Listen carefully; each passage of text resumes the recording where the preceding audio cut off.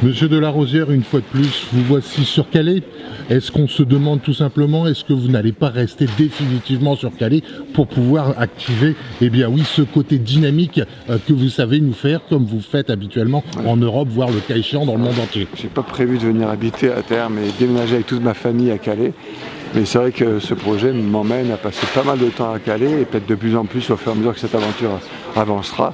Mais c'est vrai que quand on a un projet dans une ville, on s'y implique un petit peu corps et âme et famille. Et là par exemple, là je suis sur Toulouse, mais pendant 2-3 mois j'habite Toulouse, j'habite plus ma ville résidente, et peut-être que pour mener à bien à la fin du projet, je serai obligé d'habiter Calais quelques mois pour porter le projet. Mais effectivement, j'ai l'impression aussi d'avoir toujours grandi et évolué avec Calais, puisque au fur et à mesure que ma carrière professionnelle, et surtout avec le Chanel, s'est construite, je suis venu et revenu à Calais avec mes amis constructeurs, en famille, pour vivre à chaque fois des événements uniques, parce que je crois qu'on vit à Calais, on parlait de feux d'hiver tout à l'heure, des choses absolument uniques, et on vient de toute la France en fait, et parfois de toute l'Europe, pour venir participer aux aventures qui s'y passent. Donc l'aventure continue et c'est chouette.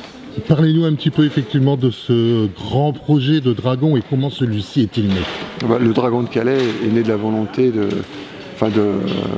la mairie actuelle d'acquérir en fait des objets de façon permanente, et on a vu l'occasion avec le réaménagement du front de mer sur ces deux phases, l'intérêt de coller cette aventure au projet de transformation de la ville, puisque la ville refait son front de mer. Et à ce moment-là, évidemment, il a fallu inventer un nouvel objet dédié à la ville de Calais, qui est créé pour la ville de Calais, suite à des études, suite à des rencontres nouvelles avec la ville, à des expertises avec des historiens, avec les commerçants, et tous ceux qui font la ville aujourd'hui. Et on a créé ce Dragon de Calais qui va arriver et qui va être suivi de varans de voyage et ensuite d'iguanes qui vont habiter les vieilles pierres. Donc un grand projet ambitieux, unique au monde, pour une ville unique au monde, puisqu'on est quand même sur un des grands détroits du monde, porte de l'Angleterre, de l'Europe vers l'Angleterre, historique, et un lieu vraiment qui a été le théâtre de 1000 aventures qui ont marqué l'histoire de l'Europe et surtout de notre pays, quoi.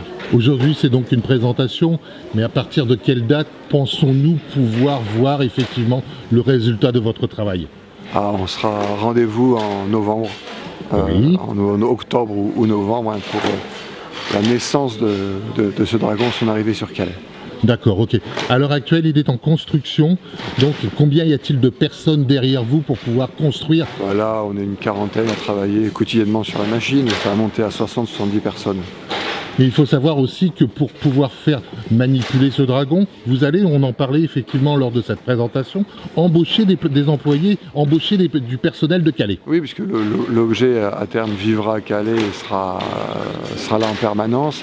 Il s'agit de former des équipes locales qui vont accompagner ce projet dans le temps, parce qu'on ne va pas faire venir des gens de Nantes ou de Paris pour vivre à Calais, autant utiliser les compétences locales pour accompagner le projet. Ça nécessite une formation, des échanges, et on travaille sur ce projet avec la ville pour permettre à des Calaisiens de se former en fait à l'entretien, la maintenance et l'usage de ces machines. Eh bien, je terminerai tout simplement par une expression qu'on connaît très très bien dans le Nord. Merci d'une part pour ce que vous faites pour la région, et puis bienvenue dans les Hauts-de-France. Ouais, et puis merci à la région de nous aider, de nous accompagner dans ce projet. Merci. Au revoir.